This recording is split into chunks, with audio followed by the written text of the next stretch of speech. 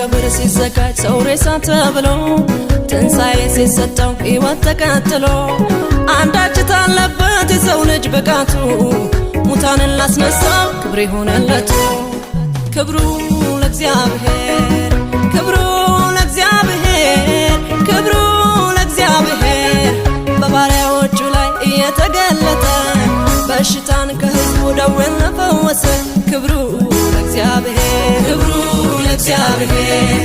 ክብሩ ለእግዚአብሔር ክብሩ ለእግዚአብሔር በባሪያዎቹ ላይ እየተገለጠ